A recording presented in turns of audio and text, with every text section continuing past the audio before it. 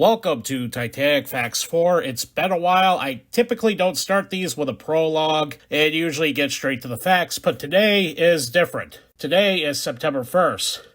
Now, for the states, we are celebrating Labor Day today, and happy Labor Day for those who celebrate it. But what's also significant about today is September 1st is a milestone in Titanic history.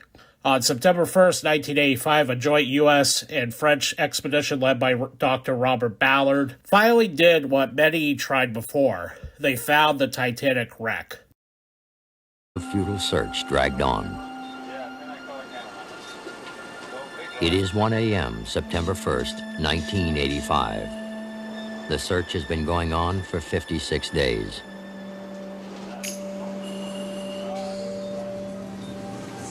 Wreckage. Bingo! Yeah! Did we sleep with? Oh, we got something. It's okay. Somebody ought to go get Bob. Oh, I love it. I love it. Still plenty of junk This is coming. it. Still plenty of Look junk. at that thing. That you could see. Look at it. Whoa!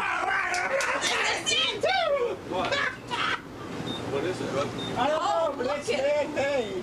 Some more stuff coming. That is big. Look at it. What the hell? Ooh.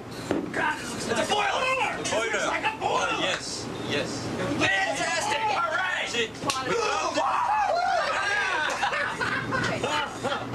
Well, it's passed over before.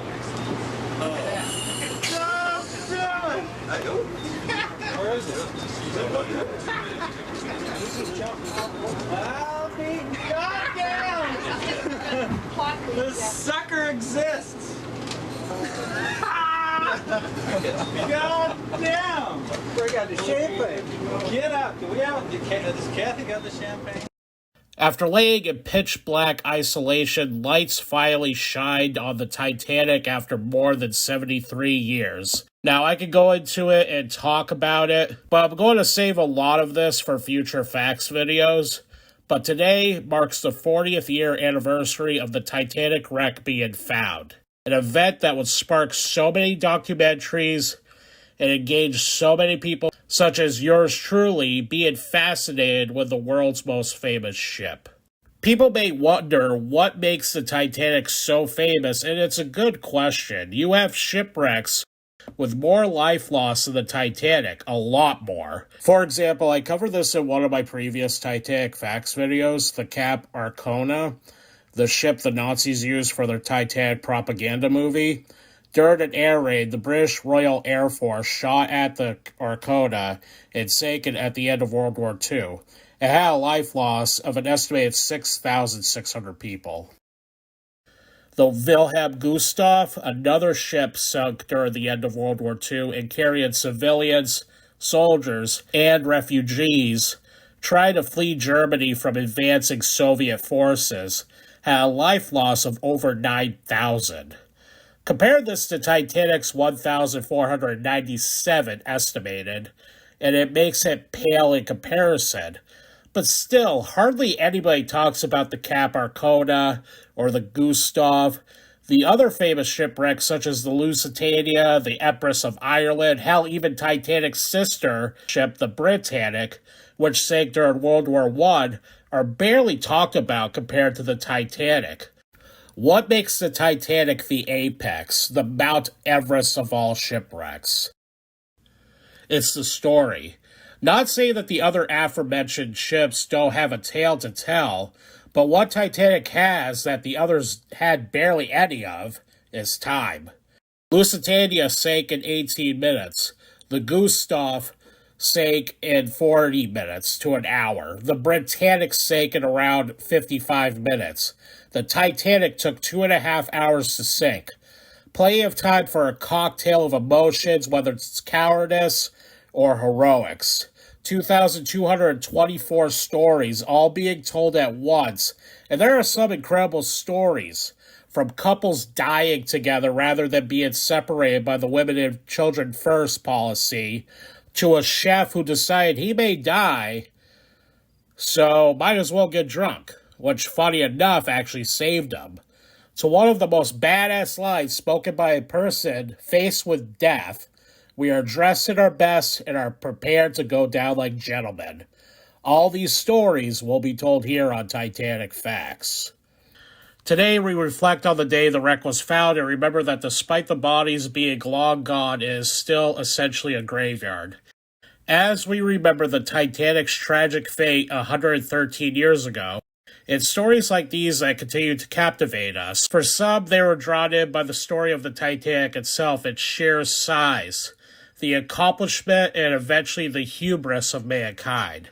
For 6-year-old me, it was watching the National Geographic's Secrets of the Titanic documentary, narrated by Martin Sheen, that sparked my interest in the Titanic. I'll always remember the first time I saw what some call the money shot, where the Titanic comes out of the darkness like a ghost in the shadows, with that haunting music in the background.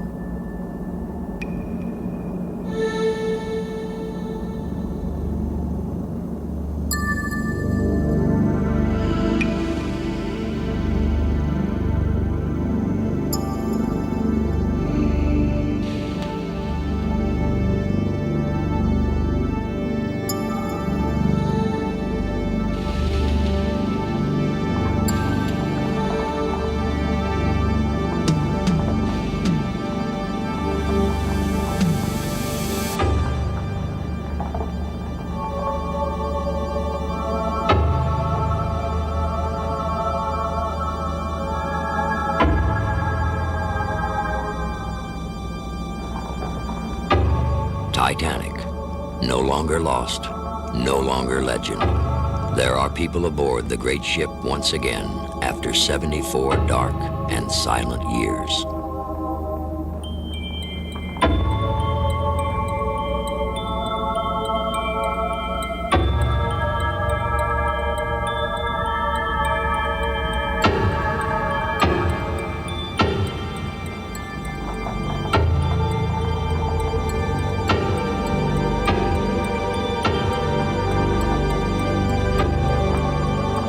It's that moment where I became fascinated with the Titanic and have been like a sponge for anything related to the subject. And now I hope through these videos I can transfer that interest onto other people. I enjoy sharing what I've learned over the decades with all of you, whether you're a casual Titanic fan or an enthusiast. With that said, thank you for watching and welcome to Titanic Facts 4.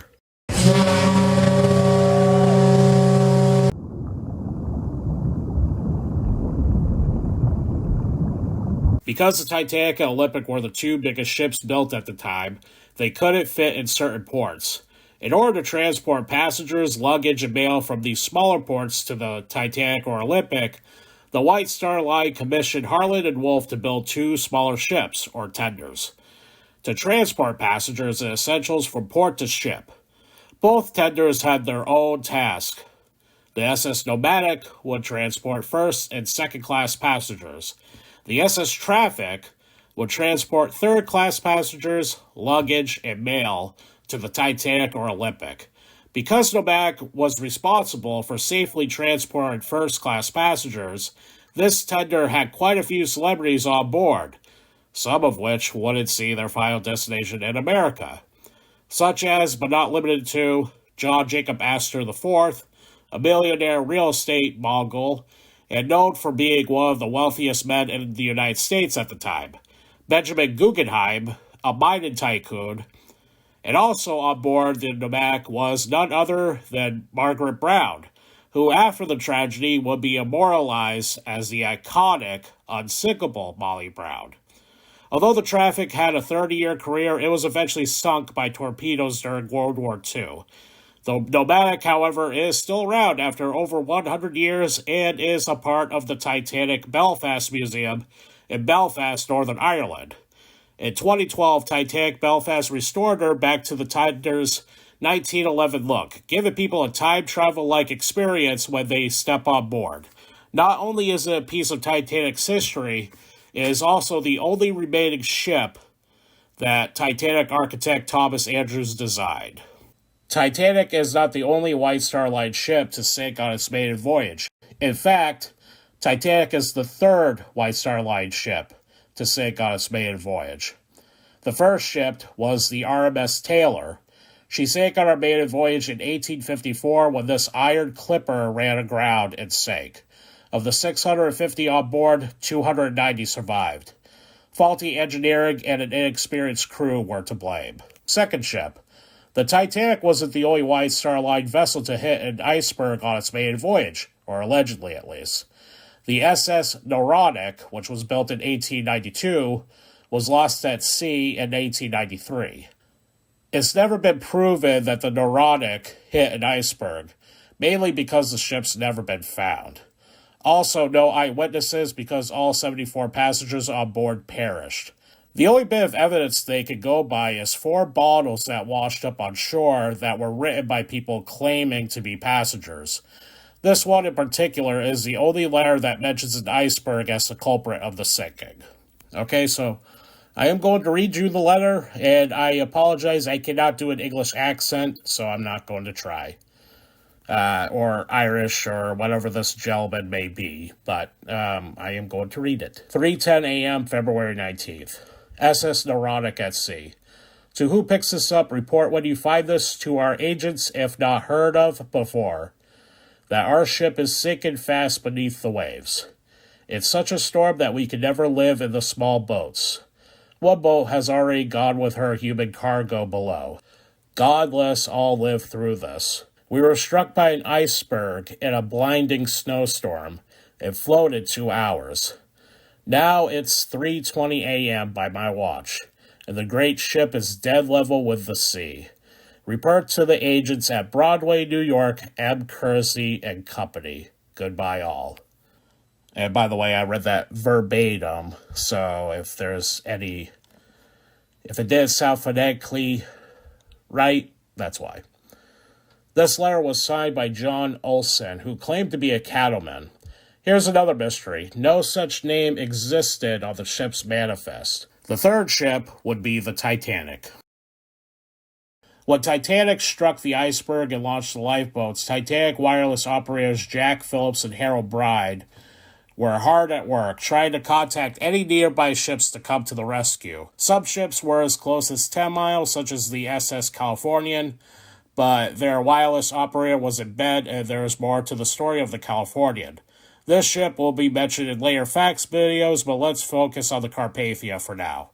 Much further, but the closest to respond to Jack Phillips's distress signal was RMS Carpathia wireless operator Harold Cottam, who told Carpathia's captain Arthur Henry Rostron about the Titanic's urgency for help. Rostron ordered the ship to be turned around, raced into Titanic's location. Unfortunately, the Carpathia was 40 miles away when they received the signal. The much smaller ship was slower than the Titanic. It would take 4 hours to reach the second ship. At around 3:30 a.m., passengers in lifeboats saw the Carpathia's lights, and their hope for survival arrived at 4 a.m.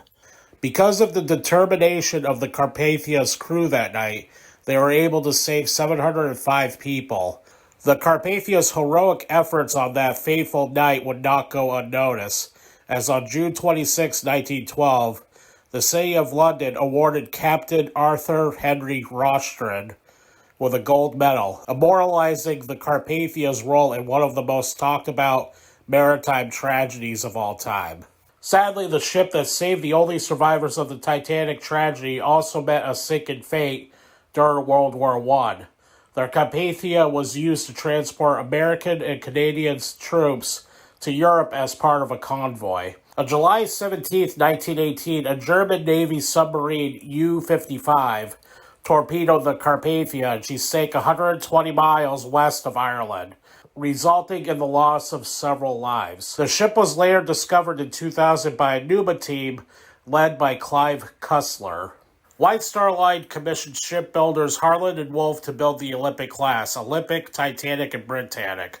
More than 15,000 workers were tasked with building the Titanic, working from 7:50 a.m. to 5:30 p.m., with one 10-minute break and a 30-minute lunch break. Skilled shipyard workers earned around £2 per week, equivalent to approximately $3.32 in today's U.S. currency. Although the purchasing power of these wages would not have varied depending on the cost of living in Belfast at the time. Unskilled workers earned about £1 per week. The construction process was not without risk. At least 8 workers lost their lives during the building of the Titanic, and many more were injured. The hard work and incredible workload of all who made the Titanic from a vision to reality also came at a cost for many riveters, who suffered permanent hearing loss due to the extremely loud noises in the shipyard.